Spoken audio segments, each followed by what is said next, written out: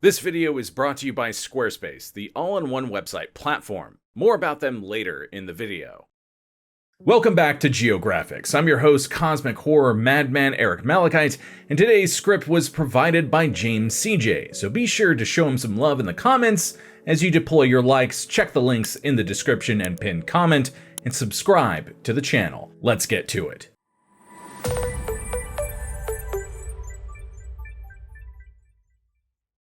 Entering the 1920s with the memory and effects of war still fresh, the US was entering a period of great prosperity. While it took years to recover from World War I, once they did, the nation began experiencing a period of unbelievable growth that seemed almost unstoppable, or so everyone thought.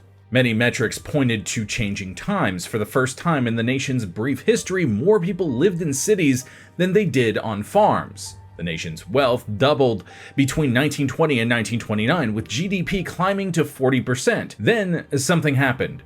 The party stopped, everything evaporated, and a lion of a decade went out with a whimper. In 1929, the gains that had been made were erased, and the prosperous nation was now in the early throes of one of history's most prolonged and most severe financial crashes. For a nation experiencing unprecedented growth in the 1920s only to see it all go up in smoke, they were unprepared and unsure how to respond. The Great Depression had many historical events tied to it, causing the rise of various influential figures, transformative policies, and eventually, war. The decade defined by the Great Depression would have numerous ramifications for the country and the world.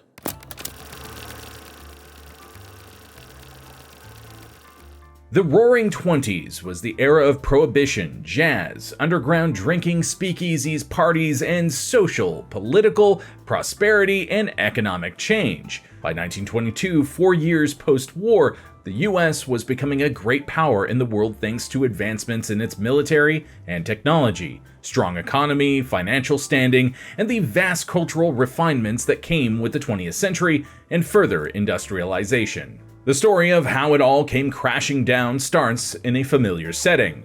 Wall Street. The Wild West may have stayed in the 19th century, but it was alive and well on Wall Street, where money was thrown at stocks with reckless abandon in hopes that speculations and risks would result in millions. During the 1920s, stocks more than quadrupled in value, which only helped sell the idea that they were a sure thing, meaning everyone, rich or poor, borrowed money to get in on the action, hoping to benefit financially. But if you looked hard enough, you could see the cracks forming. Things in America, while seemingly fast-paced overall, were slowly changing throughout the 20s.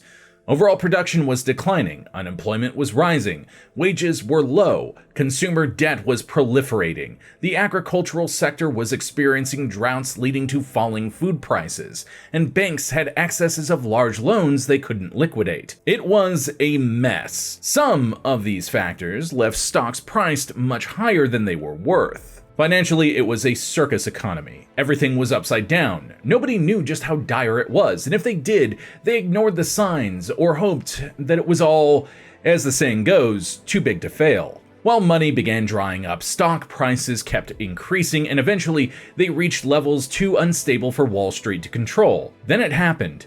The bubble popped. It all came crashing down. If you don't want your business to go the way of the 1930s stock market, then you're going to need a fancy website to get your message out. And today's sponsor, Squarespace, is just what you're looking for. Squarespace is the all-in-one website platform, perfect for entrepreneurs looking to get ahead in the rat race. Squarespace has all the tools you need to get the job done, all in one place and on your terms. With Squarespace's next-generation website engine, the Fluid Engine, you'll be able to choose from a template and customize it to your heart's content. And unlike using an expensive web designer, your website will be fully functional on desktop and mobile from the get-go. And now introducing Design Intelligence, Squarespace's brand new service that combines 2 decades of industry-leading design expertise with cutting-edge AI technology to unlock your strongest creative potential. Design Intelligence empowers anyone to build a beautiful, more personalized website tailored to their unique needs and craft a bespoke digital identity to use across one's entire online presence. And best of all, if you're looking to sell your wares on your website, Squarespace offers flexible payment options with simple but powerful tools. Accept credit cards, PayPal, and Apple Pay, And in eligible countries, your customers will have the option to buy now and pay later with Afterpay and ClearPay. Ready to get started? Check out squarespace.com for a free trial, and when you're ready to launch, go to squarespace.com/geographics to save 10% off your first purchase of a website or domain.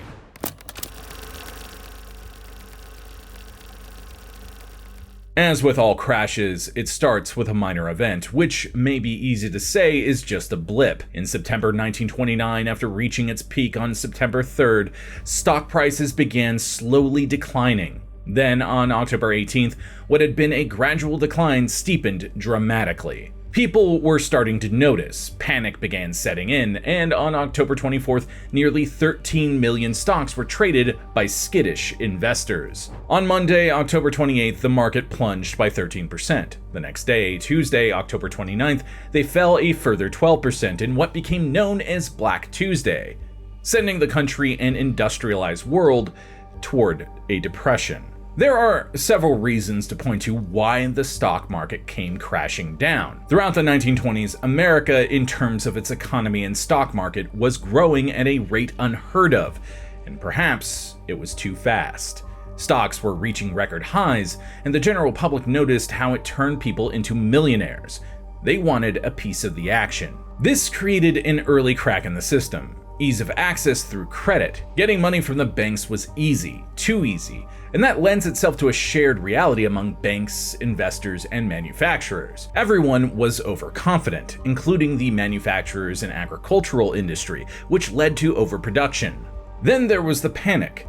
When the market crashed, people flooded the banks to get their money. The only problem was that there was no money. The banks had invested the money in the stock market. The failure of the banks worsened an already dire financial situation. The press created some of the panic through dire headlines before Black Tuesday. For example, the New York Times ran headlines like "Prices of Stocks Crash in Heavy Liquidation." Of course, we can't ignore the role the Federal Reserve System played in all of this. The Fed had been around since 1913. After World War I, they allowed for monetary expansion following the 1920 to 1921 Depression. So during that prosperous period between 1921 and most of 1929, the money supply grew to $28 billion. A nearly 62% increase. Bank deposits increased by 51%. Savings and loan shares jumped by roughly 224%. And finally, net life insurance policy reserves jumped nearly 114%. While all that was happening, the Fed had a low interest rate of 3% put in place in 1917. And it remained unchanged throughout the decade leading up to the crash. When the crash happened, they tried to go in the opposite direction by cutting the money supply by 33%. But this just caused more issues, especially for small banks, and possibly made recovery much harder. The other issue was the gold standard, which is defined as a monetary system in which the value of a country's currency is directly linked to gold. The problem was, when the crash happened, startled investors began trading their dollars for gold, which caused the Fed to increase interest rates to protect the dollar. However, the international gold standard forced other countries to increase their interest rates, causing numerous countries to fall into a recession. Domestically, the high interest rates made getting loans difficult, which wasn't great for businesses needing a lifeline. As a result, countless businesses shuttered within the first few years of the Great Depression. But there was no single cause for the crash. The overheated market, overpriced shares, excessive issuing of loans, stagnation in the hiring market and wages, overproduction, panic, and overconfidence in institutions experiencing an unprecedented situation in a young economy are all things we can point to and say, hey, this is a part of it. Between its peak on September 3rd, 1929 and its ultimate bottom of July 8th, 1932, the stock market suffered a loss of 89.2%. As economic expansion ended in August of 1929, the Depression began and was punctuated by the financial crisis that followed, culminating in Black Tuesday. But at this point, it wasn't the Great Depression. It was just a depression. It would take several other factors to take a bad situation and make it worse.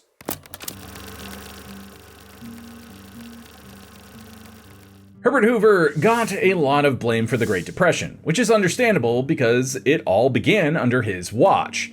It likely would have happened regardless, but it doesn't absolve him because while the initial aspects of it weren't exactly his fault, the response falls squarely on his administration's shoulders. Hoover does deserve some credit for various efforts he made to help ease the crisis, like getting the private industry to commit $1.8 billion in new construction and repair projects to create jobs, as well as getting business leaders to promise to maintain wages. He even directed Congress to pass a $160 million tax cut and double spending on public projects. You could argue that Hoover was used as a scapegoat for the Great Depression because it happened during his presidency.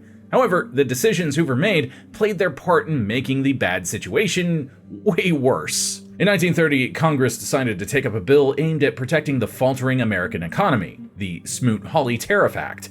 The architects of this legislation were Utah Senator Reed Smoot, the chief sponsor, and Representative Willis Hawley of Oregon, which centered around tariff rates, which is a tax imposed on imported goods, services, and materials from other countries.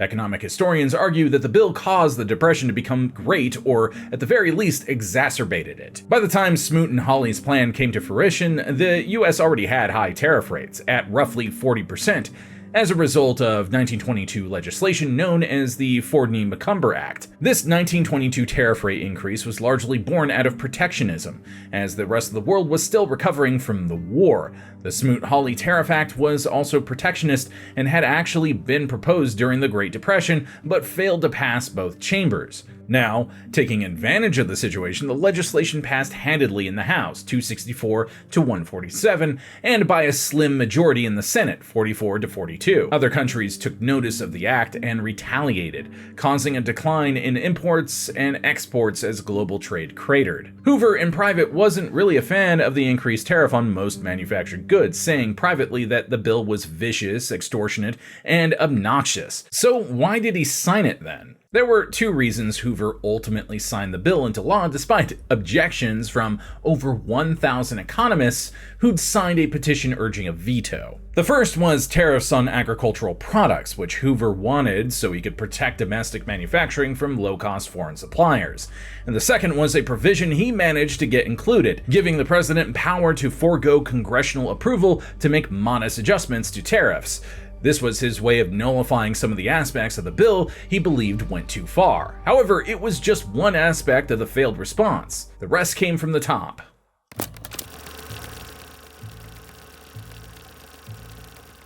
In a country defined by abundant resources, a large skilled labor force, and high levels of productivity, the crash and subsequent depression were difficult to understand. Over the course of a few days, some lost everything. During the early years, several shantytowns popped up around the country where homeless people evicted from their homes now lived. These were dubbed Hoovervilles, and they speak to Hoover's biggest failure in the Great Depression response: a lack of relief. Hoover believed in rugged individualism, meaning self-reliance, and was against government intervention. But the Times, some would say, called for government intervention. Over 15 million people were without a job.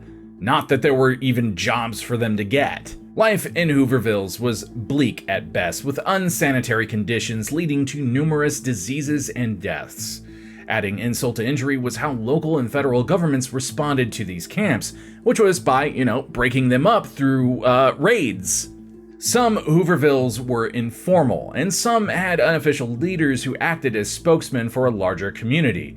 A famous example is the St. Louis Hooverville, which was built in 1930 and had its own mayor, social institutions, and churches. And it wasn't like these people in these shantytowns weren't working. They worked whenever they could find work, often in difficult jobs that didn't pay well, and some employers took advantage of people's desperation. There's one particular incident that really speaks to the moment, and that's in 1932 when the Bonus Marchers came to Washington, D.C.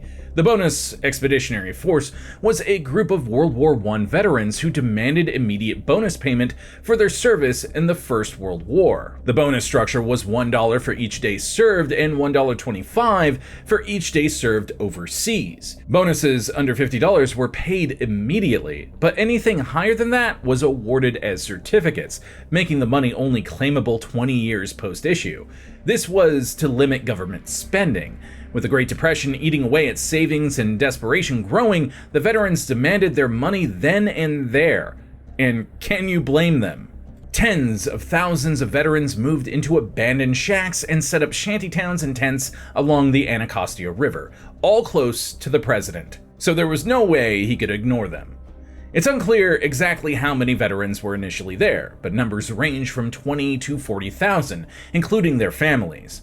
For the most part, they were peaceful. The House of Representatives passed a bill authorizing immediate payouts, but it was blocked by the Senate, which caused thousands of veterans to leave Washington deflated. But not all of them left. Eventually, the remaining veterans began engaging in protests and near riots, which led to Hoover deploying troops to drive out the protesters with tanks and tear gas, destroying their shantytowns. In the process, a veteran died, and numerous veterans and policemen were wounded. Congress then appropriated $100,000 to send protesters home, finally dispersing them and ending a surreal moment in American history. It wasn't like the president didn't believe there was a crisis, but his core beliefs prevented government intervention and relied more on the hope of better days and charity between neighbors. Thoughts and prayers. But 3 years of struggle, strife, and protest did not reward him. But a rising star was beginning to use the crisis to paint himself as the solution, and it worked. In 1932, Franklin Delano Roosevelt won the presidential election in a landslide. It would be a new day in America with a president who had an ambitious plan to tackle serious issues.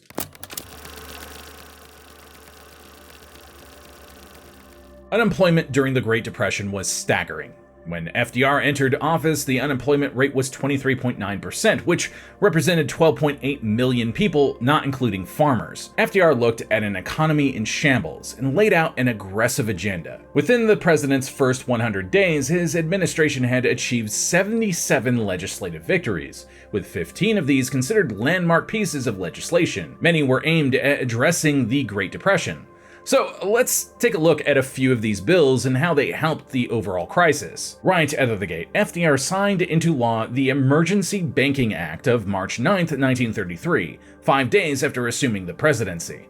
The legislation was aimed at rebuilding confidence in the banking system, which nobody trusted anymore, causing them to withdraw their money and keep it at home instead. He declared a 4-day banking holiday, shutting down the banking system and Federal Reserve prior to the passage of the act. Overall, the main aspect of the bill was to have the 12 Federal Reserve banks issue additional currency for good assets in order for the banks to reopen and meet legitimate calls. On March 16, 1933, the Cullen-Harrison Act was passed, modifying the 1919 Volstead Act, which was legislation designed to execute prohibition. The Cullen-Harrison Act legalized alcoholic beverages with an alcohol content of 3.2% by weight. On March 20th, the Economy Act was passed, aimed at reducing the federal deficit by cutting federal workers' salaries, saving $400 million, and reducing veteran benefit payments, saving $100 million. FDR also immediately worked to help the agricultural industry, which was suffering not only thanks to the Great Depression,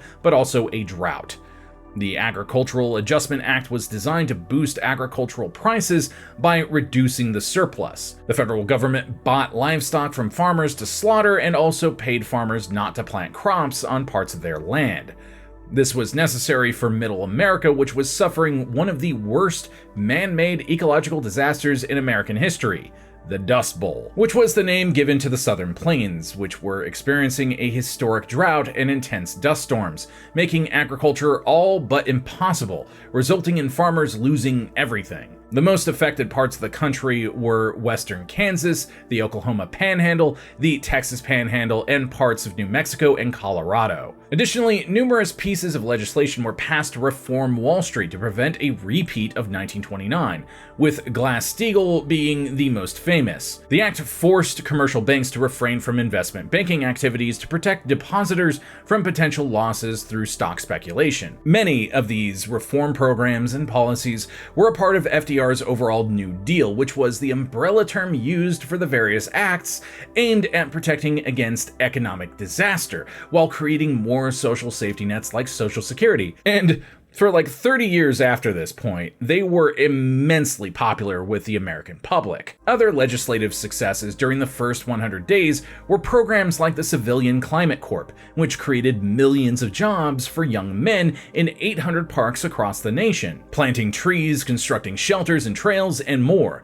Other elements of the New Deal that helped create new employment opportunities were infrastructure projects and the building of an electrical grid to provide power across the nation, all of which employed millions. FDR also kept artists employed while also establishing community art centers around the US. Another major program that came from FDR as a result of the Great Depression was Social Security, which remains a massive federal program that provides disability income and retirement benefits. These efforts were working to get things back on track, but close to the end of FDR's first term, there would be a challenge to the American economy from an old friend, the Fed. In 1937, the Federal Reserve decided to double reserve requirements, which caused a sharp recession. It's not 100% clear why this decision was made, and if the Fed is totally to blame for the recession, but they certainly played a part. Gains that had been made seemed to be all but wiped out, with industrial production falling 32% and GDP falling 11%. Today, the Fed has become one of the most powerful institutions in the federal government, regulating the financial system and managing monetary policy through the setting of interest rates, conducting asset purchases to boost financial markets, and influencing the supply of money in circulation. In the early days, you might say it was more of an obstacle.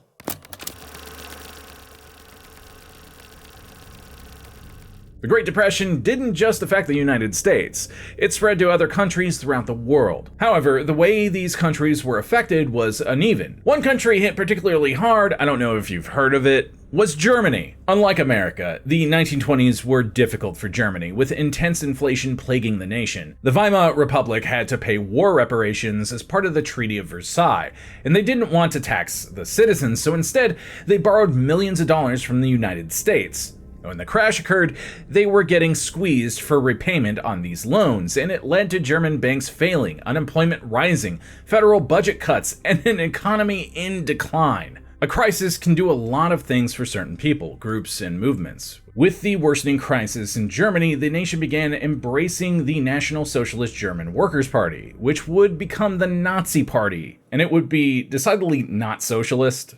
More on that later. With this rise in popularity, Adolf Hitler became a popular public figure, taking full advantage of the discontent among the people and their struggle while promising to be their savior, which is, what fascists do. Voters elected these Nazis across the country, ultimately handing Hitler a majority, which led to him being chancellor, and we all know what happened from there.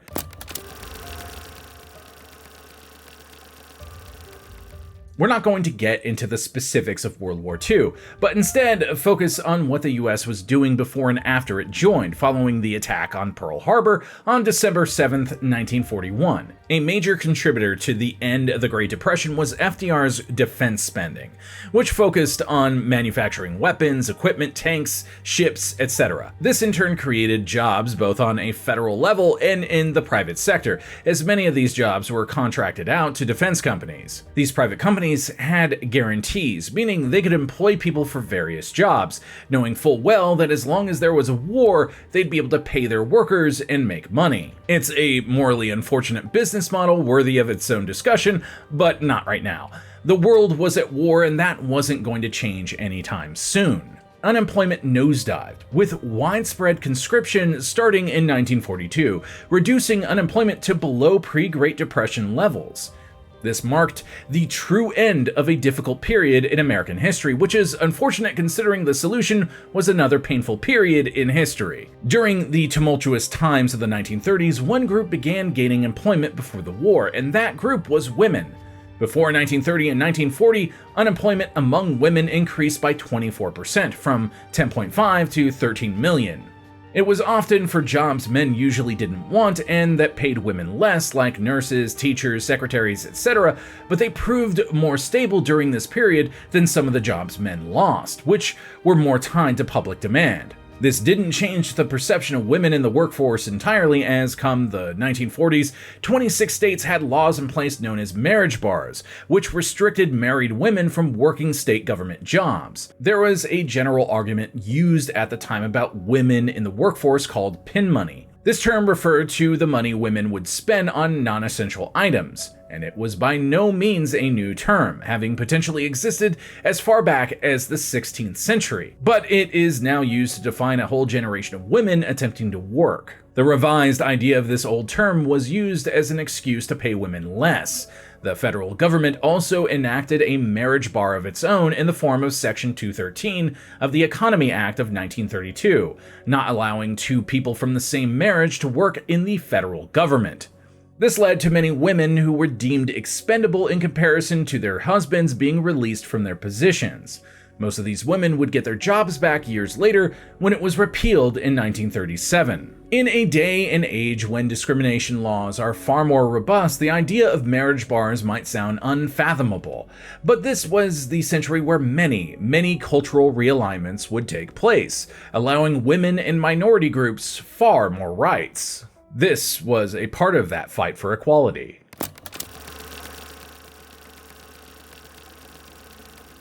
The Great Depression technically ended in 1933 when economies began recovering. However, a full recovery took until the early 1940s to materialize for the majority of the population. Knowing when an economic recovery has worked and you've recovered is essentially understood on numerous levels. There are metrics that give economists an understanding of where the economy is today versus the past, such as GDP, unemployment, etc. However, the other viewpoint is that of the average person. Take the recovery happening in the wake of the pandemic. The US economy was and still is the fastest economic recovery among the G7 nations. Of course, while that might be true, the everyday person might not feel or see the good news from where they're from. Considering the realities of inflation, the cost of housing, stagnant wages, and numerous other factors. Recovery is a word we use but forget is incredibly uneven. So when did the everyday people of the Great Depression feel like it was truly over? The honest answer is it probably took a lot of time for them to feel like it was really over. We're talking about people who lost their homes, farms, and everything they owned, often moving across the country looking for opportunities, such as people from the Dust Bowl. However, with the war came an opportunity for the US to leave the Great Depression in the 1930s, even if it was still dealing with some of its more long-lasting effects. The passage of time offers many things: reflection, introspection, time to heal, and understanding. But it also offers us distance and the ability to forget what was. FDR's time in office saw him take a hard look at the state of banking and the stock market in the United States and imposed numerous restrictions and regulations on the sector. However, with time, these restrictions, which were wildly popular for 30 years, let me just say that, meant to protect a fragile financial system, were stripped away across several decades. Then in 2008, another bubble burst, financial markets collapsed, unemployment rose, and spending declined. The US and the world were in a similar situation to the 1920s, albeit not as severe. It just goes to show that despite the cautionary tales, we're sometimes doomed to see history repeat itself. I hope you learned something today, and if you enjoyed today's video, be sure to deploy your likes, comment when you think the Great Depression really ended, and be sure to subscribe and share this video with someone who loves learning about places and the fascinating history behind them. I'm Eric Malachite, and I'll see you next time, Space Cowboy.